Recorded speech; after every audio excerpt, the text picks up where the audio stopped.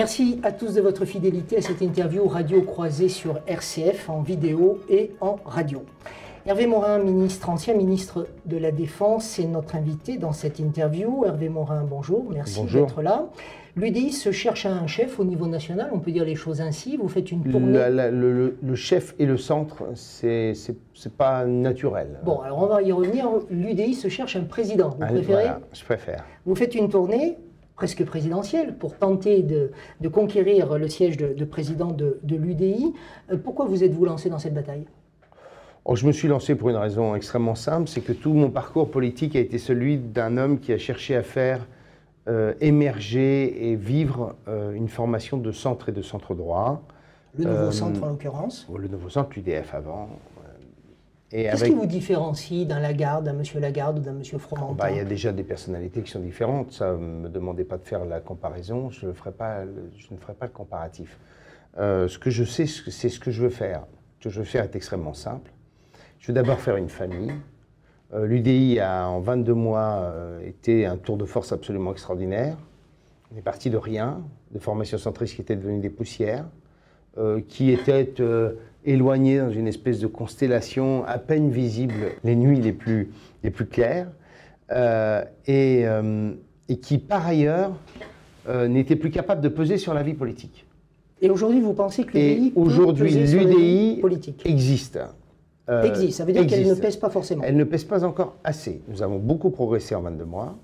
Nous avons aujourd'hui remaillé notre tissu local, d'élus locaux. Je vous rappelle que sur les 150 villes de plus de 20 000 habitants gagnées, 51 l'ont été par des maires UDI. Aux dernières municipales. Aux dernières élections municipales. Mais notre parti, aujourd'hui, est une organisation avec des décisions collégiales, des fédérations départementales qui marchent, mais nous ne sommes pas encore une famille. Et moi, je veux faire de l'UDI une famille, un collectif, un lieu d'humanité. Ce serait tellement différent d'un parti socialiste et d'un UMP où des hommes et des femmes cohabitent avec des haines cuites et recuites. Donc créer une famille, une équipe, faire en sorte qu'il y ait de l'optimisme, de la gaieté, de la joie, de l'énergie, et que chacun puisse se dire que son ambition personnelle, on la met au service d'un collectif. Ça, c'est ma première priorité. Par rapport à ça, vous dites souvent, en fait, sur d'autres médias, que l'UDI rejette les clivages, qu'on n'est plus aujourd'hui dans une logique de clivage. C'est pour cette raison que les centristes existent, c'est pour cette raison que vous vous battez et que vous voulez créer cette famille. Les Français, au regard des sondages, disent effectivement ne plus vouloir de clivage en politique. Et pourtant, quand le moment des élections arrive, eh bien, vous ne transformez pas l'essai. Vous êtes en terre d'Auvergne, je peux me permettre cette allusion. Vous ne transformez pas l'essai. Aux dernières européennes, 8% pour le parti UDI. C'est pas grand-chose. Un peu plus que ça, mais peu importe. Qu'est-ce que je veux faire à travers l'idée que vous développez?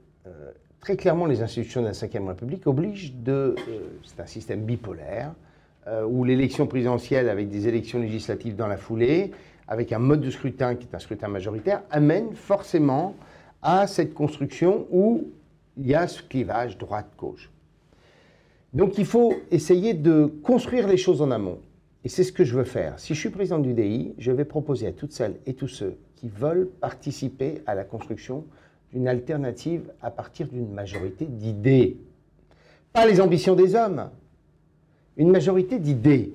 Faire en sorte qu'on se dise qu'est-ce qu'on veut pour la France et qu'est-ce que les Français veulent pour leur pays. Un autre centriste avait cette ambition d'idée, François Bayrou, 2007, 18% au premier tour de l'élection présidentielle. Qu'a-t-il fait des 18%? François Bayrou s'est présenté au titre de sa formation politique. Moi, ce que je veux faire, c'est mettre autour de la table tous les centristes de l'UMP qui le veulent. Vous répétez ce que vous voulez dire? Tous les centristes de l'UMP? De l'UMP qui le veulent. Les Alain Juppé, les François Fillon, les François Bayrou, les socialistes sociodémocrates déçus du Parti socialiste. Je veux faire une grande coalition d'hommes et de femmes qui vont construire un projet politique et qui ensuite détermineront celle ou celui qui portera ce projet politique. Alors expliquez-nous quelles sont les différences entre l'UDI à la Hervé Morin et l'UMP qui existe aujourd'hui. Eh bien, je vais vous donner 2 ou 3 exemples très simples. Première, c'est une rénovation institutionnelle. Nous considérons aujourd'hui que la Ve République telle qu'elle a été construite, elle a été construite pour une période de l'histoire de France et pour un homme. C'est votre côté Montebourg, vous voulez passer la 6e? Non, mais moi, ça fait 10 ans que je le fais. Pour vous dire, on a même fait des colloques ensemble avec Arnaud Montebourg sur les institutions et l'évolution des institutions. Donc vous voulez passer la 6e? Je dis aux Français, quand on nous explique que la Ve République, ça permet l'efficacité de l'État et du pouvoir, pardon, mais aujourd'hui, qui est le malade de l'Europe?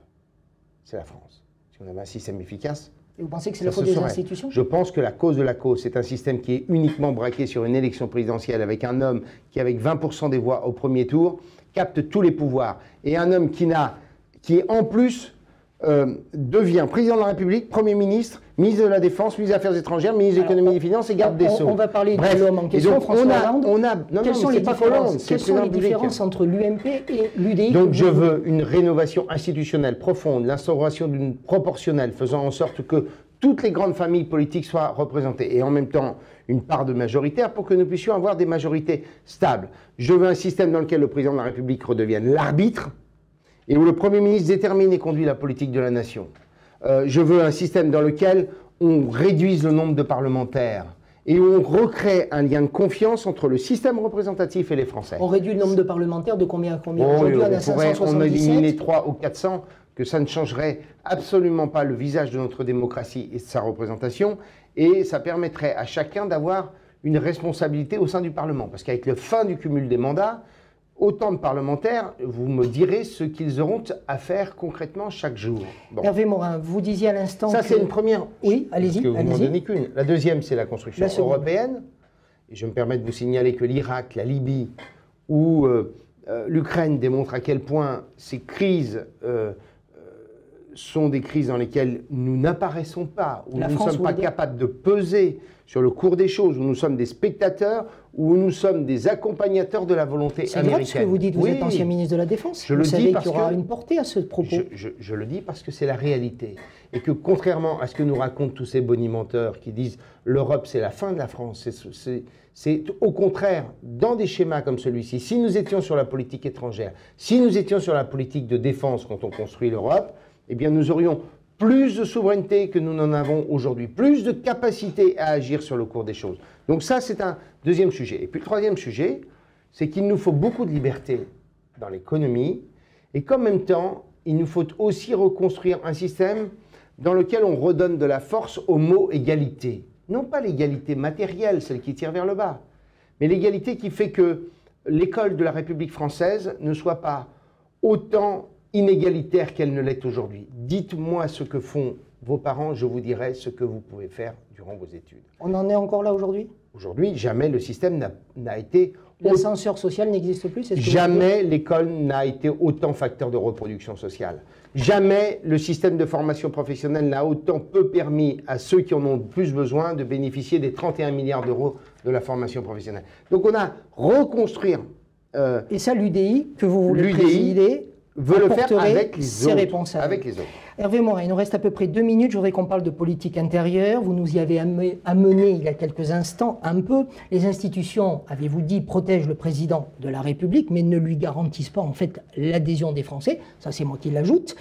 Êtes-vous de ceux qui estiment que nous sommes dans une crise de régime et êtes-vous de ceux, corollaire oblige, qui appellent à la démission du président? J'ai été le premier à le dire. Un jour, il y a un matin, sur 4 vérités, il y a... Sur France Télévisions? Sur France Télévisions, il y a 1 an. J'ai reçu de nombreux messages en disant on ne touche pas au président de la République, puisque nous sommes dans une monarchie républicaine. Mon Dieu, l'icône que représente le chef de l'État. Et je posais la question, est-ce que cet homme est en capacité d'exercer, en capacité au sens politique. Ouais, d'une part, est-ce qu'il est capable de pouvoir mener l'action de transformation du pays? Je ne le crois pas. Il n'a plus de socle politique pour le faire. Et deuxièmement, est-ce qu'il est taillé pour le costume? Je ne crois pas non plus. Et donc je dis qu'à un moment ou à un autre, il faudra une réponse politique. La réponse politique, elle peut être de 2 ordres. La dissolution, mais vous voyez bien que c'est une réponse politique qui ne fait que différer la question. S'il appelle à la dissolution, il y a des sondages aujourd'hui qui annoncent que le Parti socialiste perdrait énormément de sièges. Il ne reviendrait même pas à 50. Vous, si vous êtes député, réélu, président de l'UDI, vous pouvez accéder à Matignon si François Hollande vous appelle. Écoutez, est-ce que vous accepterez? Je pense que nous ne pouvons pas nous permettre de vivre une crise politique après une crise alors que nous vivons une crise économique et sociale majeure. Ça veut dire quoi? Vous êtes contre la cohabitation? Non, je dis le contraire. Je dis que nous ne pouvons pas nous permettre de vivre une crise institutionnelle et politique alors que nous vivons déjà une crise économique et sociale. Donc pas de dissolution et démission du président. Donc si le président de la République décide de dissoudre, je pense qu'il faut exercer nos responsabilités. Nous sommes élus pour ça. Donc vous accepteriez, vous, Matignon, poste de Premier ministre? Jamais à Matignon, ne nous faisons pas d'illusions, c'est le parti majoritaire qui est à Matignon. Le parti majoritaire, ça ne sera malheureusement pas, je le crains, l'UDI, mais plutôt l'UMP. Deuxième élément, c'est que si François Hollande, grosso modo, estimait qu'il n'est plus en capacité d'exercer ses responsabilités, parce que c'est ça que veut dire la dissolution, il y a une solution qui permettrait à la France de repartir là, réellement, du bon pied, sans avoir à différer en attendant l'élection présidentielle de 2017, c'est bien entendu, de partir, de revenir devant les Français. Et je vous rappelle que c'est ce qu'il proposait dans un ouvrage en 2006. La France est prête à aller à nouveau devant les urnes? Écoutez, je pense que la France veut surtout essayer de s'en sortir. Elle constate qu'elle est au fond du trou, que la politique économique du gouvernement a échoué. Mais est-ce que les Français croient encore en ce que vous faites, vous, messieurs, mesdames, les politiques? C'est à nous de démontrer qu'ils peuvent croire. C'est évident qu'aujourd'hui, la défiance est absolue. On va pas dire le contraire, on ne va pas se cacher devant notre petit doigt. La défiance est absolue. Mais la défiance est absolue, pourquoi? Parce que lorsque nous avons posé les bons diagnostics, lorsque nous avons fait les propositions, nous avons souvent ensuite, quand nous étions au pouvoir, contourné les questions. Quand nous évoquions le temps de travail... Vous faites un mea culpa, là? Oui, comme d'autres? Moi, je prends ma part de responsabilité puisque j'étais au gouvernement, mais les grandes décisions stratégiques du gouvernement, c'était bien ça le problème, elles échappaient aux centristes, elles étaient décidées à l'Élysée et à quelques-uns de l'UMP. Mais il n'empêche que très souvent, quasiment sur beaucoup de sujets, nous avons été en deçà de ce que nous avions annoncé durant la campagne. Et donc nous sommes co-responsables de la situation. Alors, le Parti socialiste a beaucoup accéléré les choses depuis 2 ans, mais il n'empêche que si nous en sommes là aujourd'hui, c'est parce que les Français se disent, quand les autres étaient au pouvoir, ils n'ont pas toujours fait le job. Un dernier mot. Et donc il y a pour nous une épreuve de vérité qui sera la prochaine alternance. Un dernier mot, Hervé Morin. Manuel Valls, le Premier ministre, dit que le Front National est aux portes du pouvoir. Est-ce que le centriste que vous êtes corrobore ce propos? Pour l'instant, le centre et la droite républicaine sont le dernier rempart. Mais il est évident que si nous échouions lors de la prochaine alternance, en effet, le Front National serait probablement assez proche des portes du pouvoir. Je crois qu'aujourd'hui, on n'en est pas encore là. Parce que les Français se disent qu'il y a probablement peut-être un moment de vérité qui sera celui où nous prendrons nos responsabilités, où nous déciderons d'agir rapidement. Il faut que dans les 6 mois qui suivent l'alternance, nous menons les réformes que le pays attend depuis des années. Hervé Morin, notre invité sur RCF à travers cette interview radio et vidéo interview croisée. Merci Hervé Morin.